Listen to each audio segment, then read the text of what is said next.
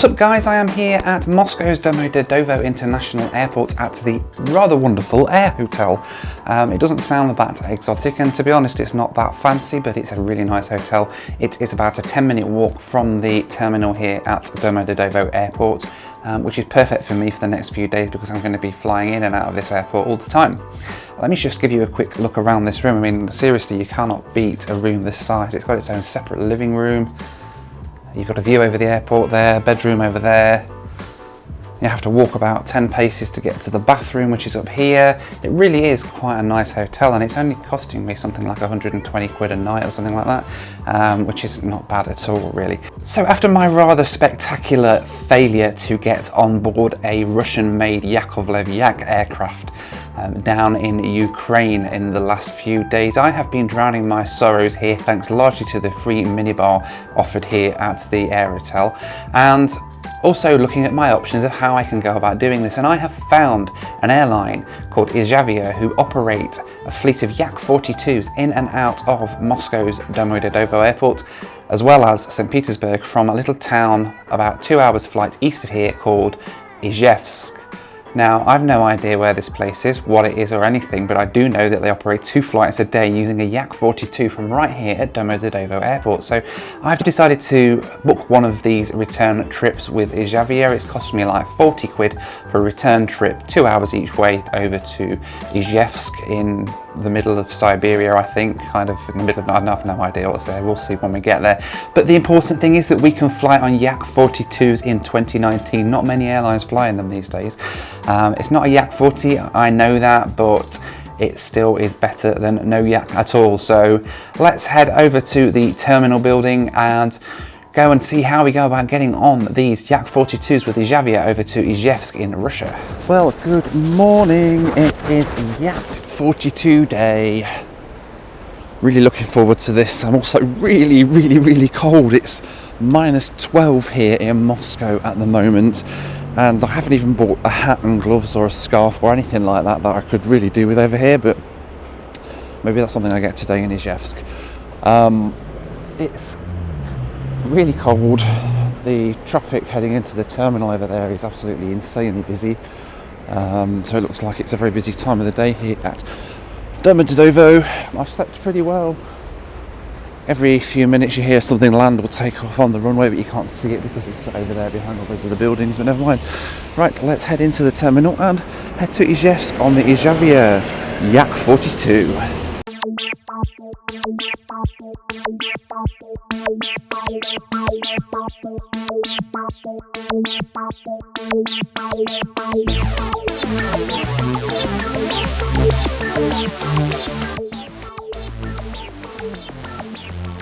Moscow Airport was pretty busy at this time of the morning, so once I checked in I headed straight through to the departure lounge. But first, of course, coffee was needed.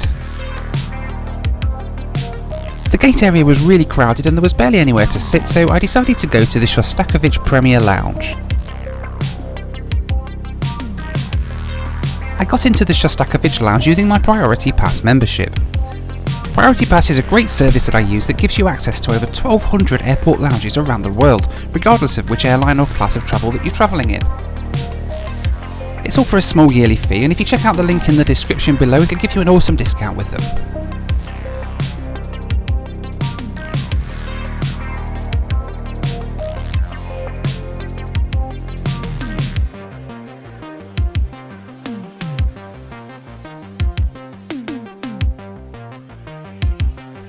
I didn't have long here today, so I just grabbed a couple of drinks and a bite to eat before heading back to the gate.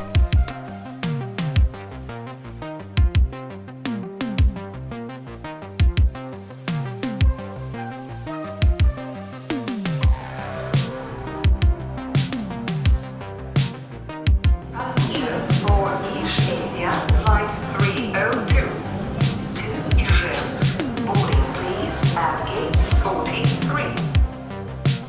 The time was finally here and I made my way down the jet bridge to the waiting Yak-42, the first time that I'd ever flown on a Yak aircraft. I was super excited at this point. The boarding door is super tiny on the Yak-42 and I felt it was a little bit like climbing into a spacecraft. The cabin felt very retro and it was very Russian indeed. Stepping onto this aircraft was like taking a step back in time.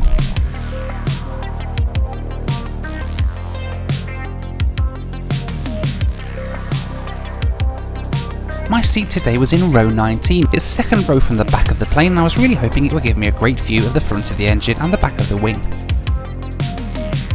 I wasn't disappointed with the view one bit. As views from airliner windows go, it doesn't really get much better than this.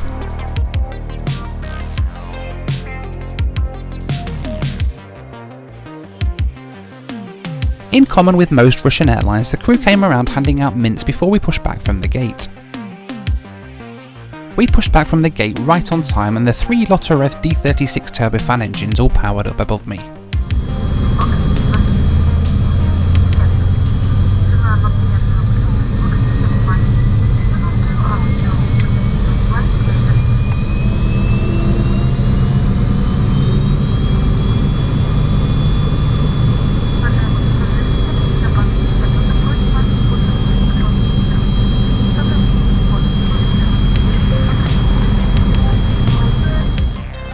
A short taxi out to runway 14 left here at Domodedovo and it was time to take off on my first ever Yak-42 flight. Here we go.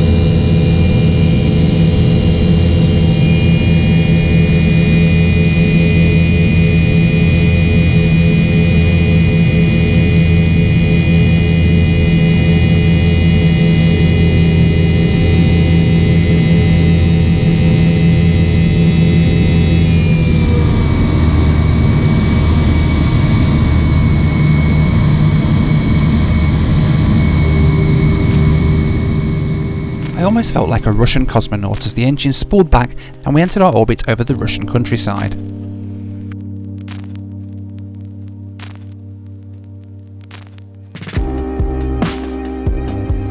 As we head east from Moscow above the clouds, let me give you a quick overview of our routes today. We flew east out of Moscow, climbing to an altitude of 29,000 feet. We flew towards Nizhny Novgorod, over towards Kazan, and then a left turn up towards Izhevsk. Flight time today, 1 hour 31 minutes.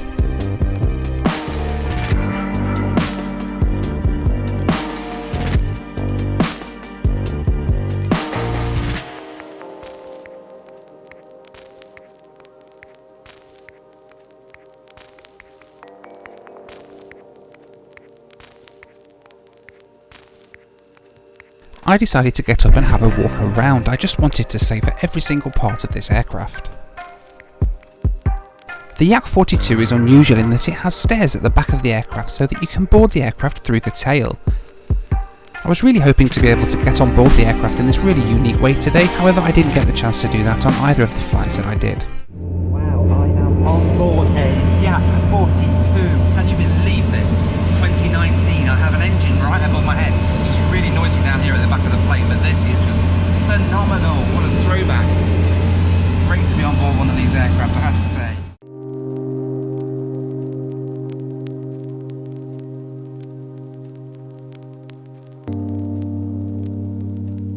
It wasn't long before the cabin crew started their in-flight service. First up was the drink service.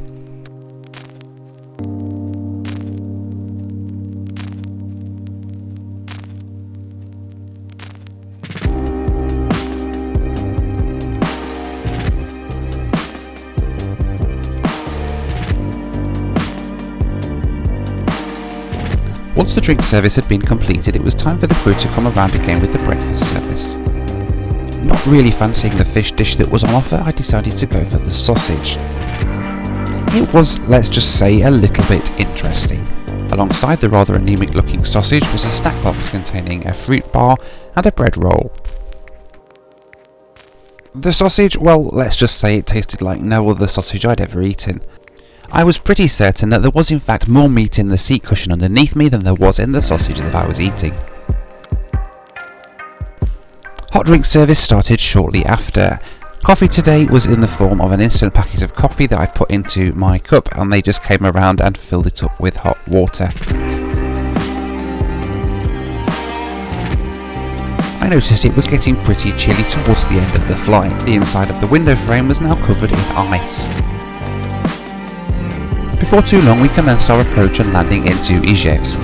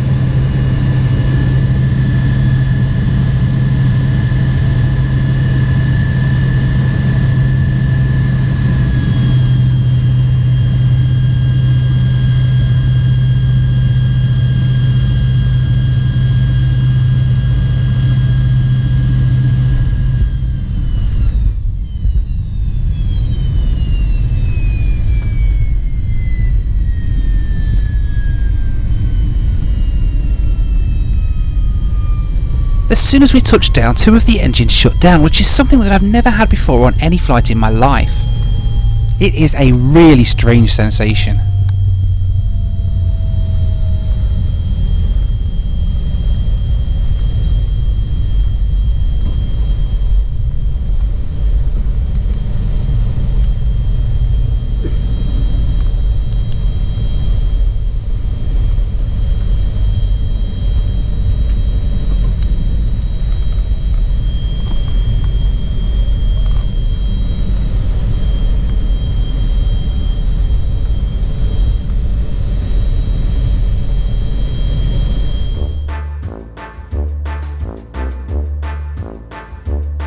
We landed and taxied into the tiny terminal building here at Izhevsk. Just like the Tupolev 154 I'd flown on before, half the seats had collapsed on landing.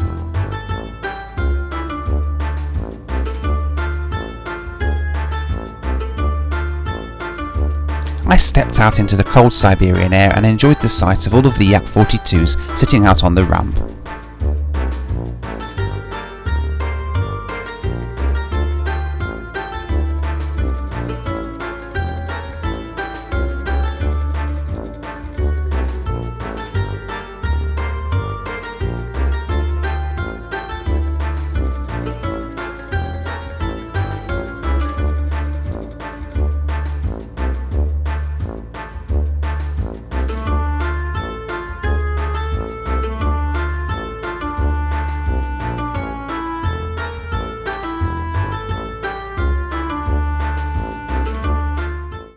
So I'm here in Izhevsk in the Udmurtia Republic of Russia. It's about 2 hours to the east of Moscow, on board the Yak-42, or Aeroflot also fly out here.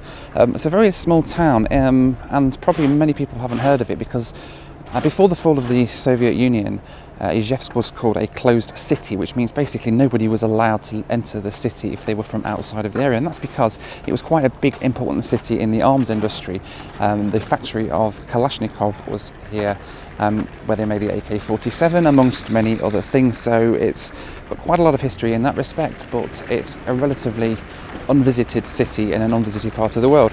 Needless to say that people here don't really speak a lot of English. If you do come to this part of even in Moscow, I found actually many people don't speak English, as you would expect, because it's Russia, it's not the UK.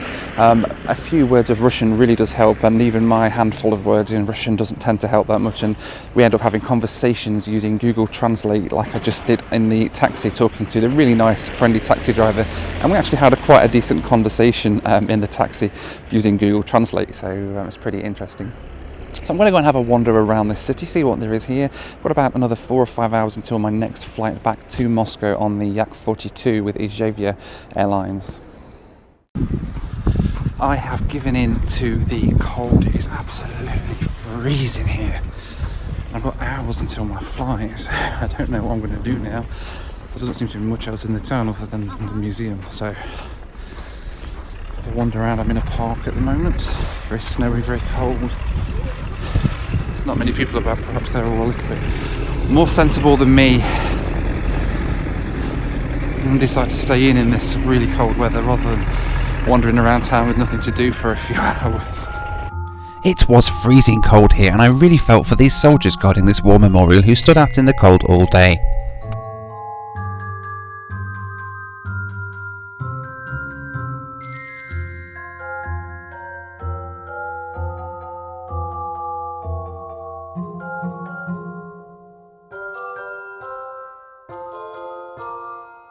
So these incredible structures here in the centre of Izhevsk are all made entirely of ice.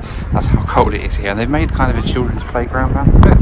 But there's some absolutely beautiful work gone into these. If you just look behind me here, we've got this like royal castle thing with some slides that the kids can play on, and behind me here is like a massive castle with a throne and everything on it. It's phenomenal really how they do this, and it is actual real ice. It's not actual real ice, you can actually touch it. It's ice. It's just testament to how cold it is that these things stay on for most of the winter here.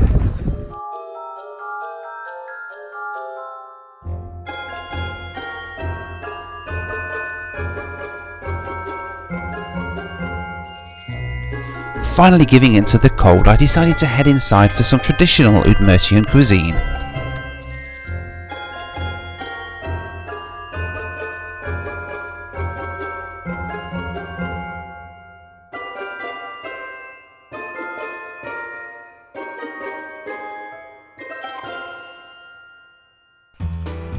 I headed back to the tiny airport at Izhevsk, which was like something out of the former Soviet Union.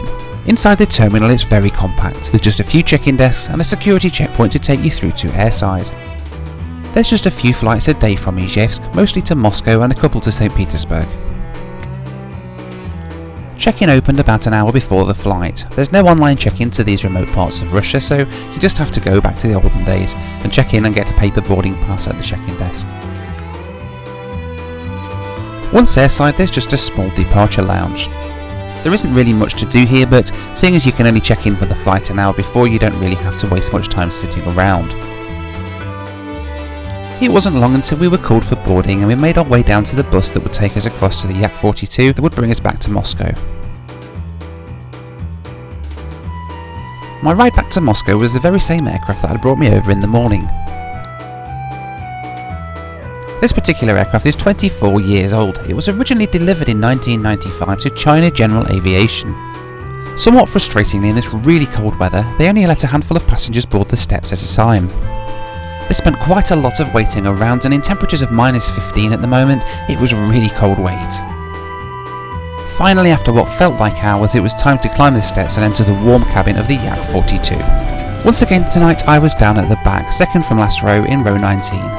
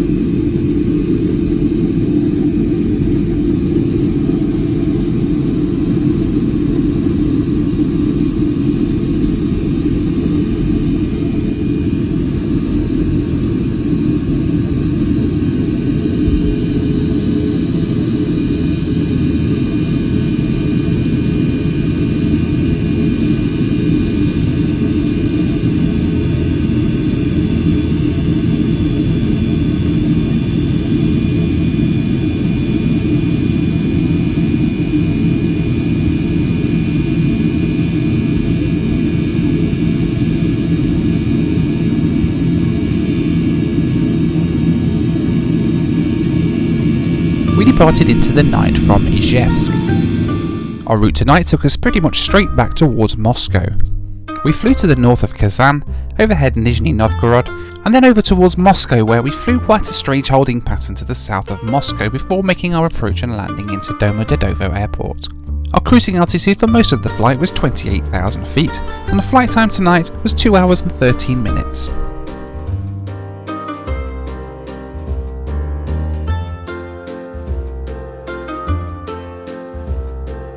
The onboard meal service once again was rather interesting. This was the glass of orange juice that I ordered, which looked and tasted suspiciously like tomato juice.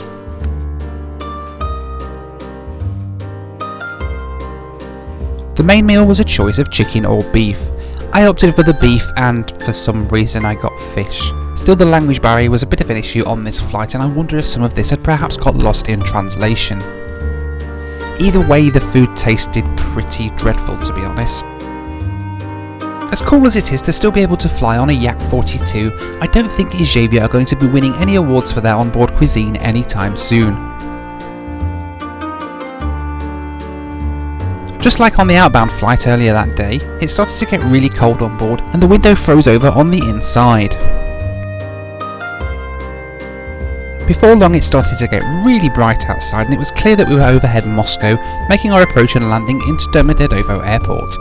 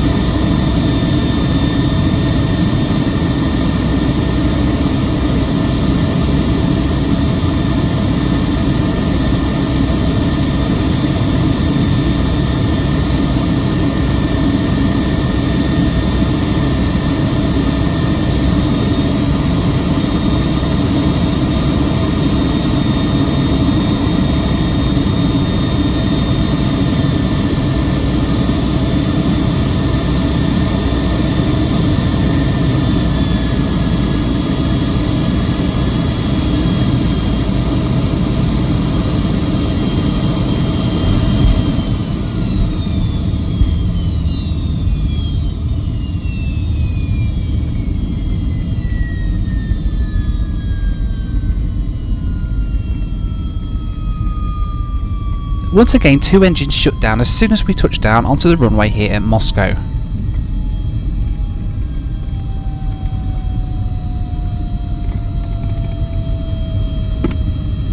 It's a really strange sensation hearing the engines shut down on landing, where pretty much all you can hear then is the noise of the wheels on the runway.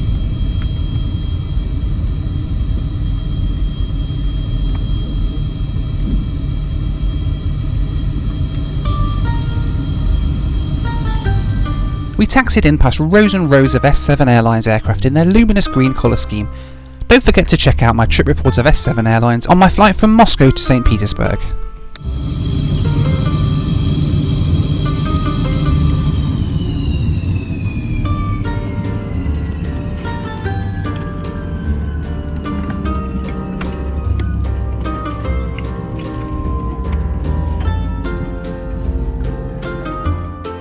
Once again, half the seats in the cabin had collapsed on landing.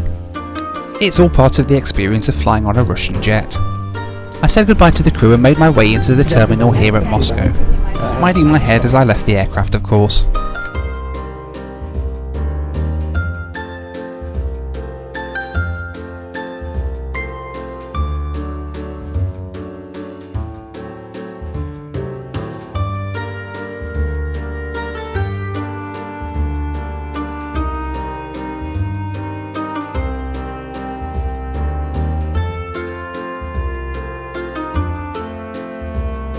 So I am back here at a very windy Moscow's Domodedovo airport after what was an awesome couple of flights with Izhavia on their Yak-42 aircraft. So cool to be able to fly on these aircraft today in 2019. It's fantastic. And when I was on the ground in Izhevsk, I actually counted 6 Izhavia Yak-42s on the ramp, so it's clear that they haven't got any plans to get rid of them anytime soon, which is fantastic.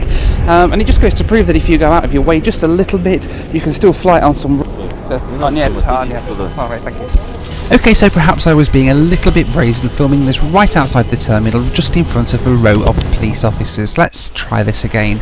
And it just goes to show that if you just go out of your way just a little bit, you can still fly on some really rare classic Soviet metal, even in 2019. This morning's daylight flight from Moscow to Izhevsk is now available in full length to our Patreon supporters and supporters over on Facebook, as well as a ton of other benefits you get from doing that. Please go ahead and check that out if you'd like to see that, and of course all of our other full flight videos are on there too. All that remains for me to say is thank you so much for watching this video. I really hope you've enjoyed it. Take care, and I'll see you next time here on In Flight Video.